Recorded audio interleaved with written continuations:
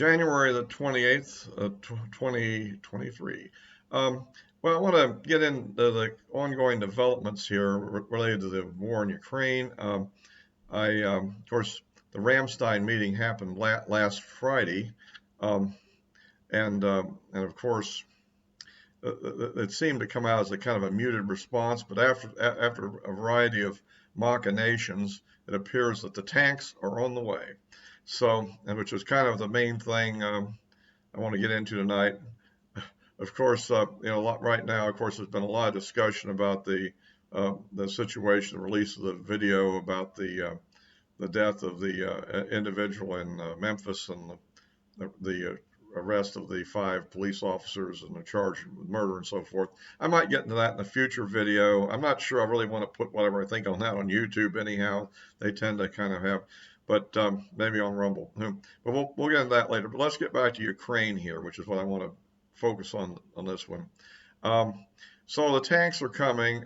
Apparently, there's been a lot of I guess, angst, if you want to call it that, in Germany over sending the Leopard 2 tanks. So finally, the United States agreed that they would send 31 M1 Abrams tanks, and that apparently opened the floodgates, and now various countries are going to give their consignments of Leopard 2 tanks of various mods. And of course, I think there's, let's see, the British are of course, going to send their own tank, the Challenger 2, about 14 of those. I think Germany right now is talking 14. I think similar numbers coming from Poland. I think Canada's saying 4. Unclear numbers from other countries in Europe. So there'll be a variety of Leopard 2s on the way at some time. And I guess there's an attempt now to train Ukrainian tank crews on the use of these vehicles in either Germany, I guess it would be. So, and I guess the other thing is to send crews to the U.S. to train on the Abrams. So that's kind of the situation on that. Some interesting things have come out on the Abrams shipment, which I first ran into was watching some Scott Ritter videos, and then I'm also seeing it on the MSN homepage. Apparently, the deal is that that because of export restrictions, we're not going to send the actual Abrams variants that we actually use ourselves with the depleted uranium armor, because apparently the uranium in there is considered to be an export controlled material. And so the idea here is that that they're going to actually have to manufacture or remanufacture 31 tanks using some other non-uranium based, I guess titanium based armor, and that that will take some months to accomplish. And so it doesn't look like they're going to see Abrams anytime soon. But perhaps the Leopards will get there a little bit quicker, because some of them are just across the border in Poland. Well, if you like these videos, please give me a like, and of course subscribe if you haven't. Thanks to the new subscriber that came in the other day. Appreciate that. And so that's kind of that. So we'll see how quickly they can get there, and how quickly they can get crews trained to use them. However, the problem may well be that the Russian offensive may happen before any of these tanks arrive. There are some, I think, Bradley fighting vehicles, armored. Basically, it's a kind of a high-powered armored personnel carrier with a 25mm autocannon on it, and those will probably get there quicker, something like 50 of them or something. So Ukraine will be getting some new forces. Of course, we've seen a little bit of annoyance from Russia. Apparently, they launched 70 cruise missiles to commemorate the event, of which Ukraine claims to have shot down 47 of them, I believe. I'm still questioning the Ukraine defensive capabilities that are being claimed. I mean, maybe they're that good, but I'm like, they haven't even got the Patriots yet, and they're shooting down everything around. I mean, that's a pretty good attrition rate for something as small as a cruise missile. I hate to see what it would do to airplanes, huh? At any rate, I'm a little skeptical of all that, because apparently a fair amount of damage was done. So we'll see. So that's kind of my thing on that. But it looks to me like the much vaunted Russian offensive may be underway now. The weather has finally gotten to where it's staying below zero now in most of the relevant areas. And as I mentioned the previous time I discussed this subject in general, that there seems to be an offensive building in the south, in the Zaporizhia area. And the main forces that Russia has assembled haven't really been committed yet, although a fair number have been deployed in the south. And the fact that they're moving north might, in fact, represent a Russian offensive. Certainly, McGregor and Ritter are both of the opinion, which makes a little bit of sense to me, that this will not be a classic blitzkrieg, that basically they got burned pretty hard on being too aggressive in their offensive of last spring and winter and spring, let's say, and got really shot up pretty bad. And I think so now. I think their approach is to move a little bit more methodically, um, kind of village by village and so forth. And you see this is happening, is that they're sort of enveloping around Bakhmut. They've took Solidar and they're now moving into some other areas to the south. Um, and so it looks like that offensive is actually underway. Um, and also there's some ground being gained in the south. Of course, it's still moving pretty slow, and I don't think they're fully committed yet, but it does look like the Russians are moving over from a purely defensive mode to a more offensive one. And of course, there's a stated goal to take Donetsk by March. What might make sense here would be kind of a pincer movement. It seems to me that the Russians may decide to move from Kharkiv area on south, kind of try to get behind the main Ukrainian positions, and then from Zaporizhia north.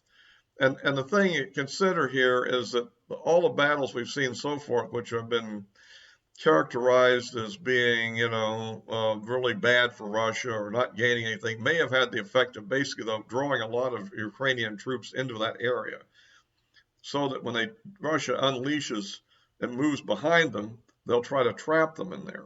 I mean, that seems to be what the Russian plan is. And of course, the Ukrainian plan, I would presume, is don't get trapped, obviously. And so we'll have to see kind of how that plays out. But it does appear that Russia has been able to crank out a fair amount of material. Their own war production is really ramped up, apparently, making new tanks. And there's certainly evidence, I've heard, that missiles that have landed in various areas have been made during the course of the war. So they're still manufacturing new missiles now. They're not using just stocks pre-war. And I'm still unclear where that flotilla that we mentioned a couple of weeks ago is going to. It hasn't showed up anywhere yet. It's unclear what that is, whether it's a diversion or maybe they just went to sea so they couldn't get ambushed in port like had happened previously with these boats that they have. So that's kind of what we're looking at here.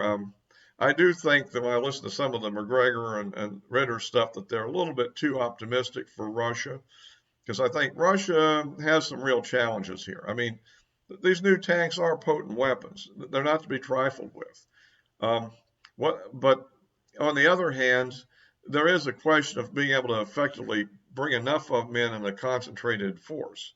I mean, if they end up getting deployed piecemeal, a few at a time, and then get chewed up in ongoing battles, even if they have a favorable exchange ratio, it still may not change the ultimate course of the conflict. We're always beset with information that seems to range basically to propaganda, I would say.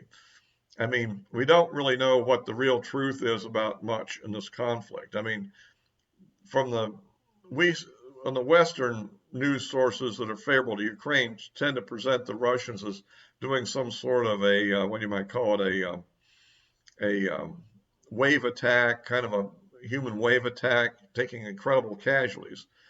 Yet anything I've been able to see, particularly I think that the History Legends website is particularly good about these things. They've gotten videos that have been posted on Telegram, and he looks at geolocation information where things are happening. But it looks like, for the most part, what you're seeing is Russian troops operating in a fairly competent way that you'd expect a modern army to operate under. and the casualties are high. The artillery is intense on both sides, um, and ever so often one of the others sort of sucker punches the other one if some troops kind of get exposed in the wrong area or got caught in an open field, and you'll see those kind of losses that occur at that time. But it looks to me like the Russians have beefed up their forces and are moving forward slowly with only part of what they have available. And so we simply await to see when and if they will commit the main forces that they build up um, for the conflict. So that's kind of the way things are going. As I say, there is also discussion of eventually following up deploying American aircraft such as F-16s. However, those are going to be even more of a serious issue in terms of training and logistical support and where you base them. One thing I'm still puzzled by is that occasionally you'll hear reference to a Ukrainian aircraft launching some sort of attack against a Russian position. And I'm still kind of left with puzzled at where are they being based from, because obviously Russia has not only spy satellites, just like we do, although I'm sure we have better spy satellites, but the things that were available 20 and 30 years ago should be good enough for the purpose of finding out where airfields are and where planes are located. And Russia still seems to be shooting large numbers of cruise missiles.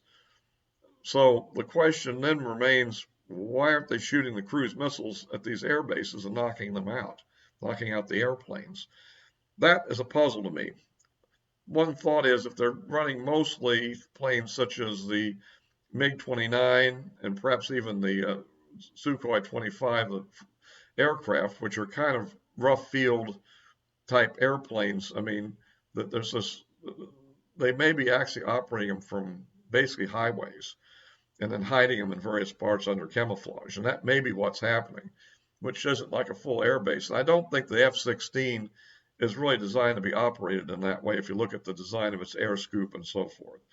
So we'll see what happens on that. That hasn't been decided yet. So we're still kind of waiting to see what's pending. But it looks to me like maybe there is movement now, although it's slow. And that may be the way this thing starts, is kind of slow and methodical. And then we'll see, what happens next. But it does look like the Ukrainians are desperate for new armored vehicles. And some of these American vehicles, like the BMP, has certain features that could be very helpful to them, such as the thermal imaging sites to pick out people that are hiding in various locations. And so that's a factor that could be brought into the technology of these weapons, although I think Russian T-90Ms, I think, have similar capabilities. So although I don't know all the details there, I think it's a real slugfest. And one thing I think is clear is that the Russian army was totally green when they first got into this, but now, again, they have a fair amount of combat experience, and therefore I think they're a lot more dangerous than they were if you judge from 10 months ago, say. And they certainly have a lot of artillery, and ongoing predictions that they're about to run out of ammunition don't seem to be bearing fruit yet. At any rate, that's kind of my view on that, and I'll just kind of wrap this one up. But we are making bigger commitments. Some of that $45 billion is on the way, so to speak, and that we've talked about. And I'll also, of course, be posting this on Rumble as always, and of course, the addresses of my social media accounts are in the description below. And so we'll be wrapping this up for this time. Until next time.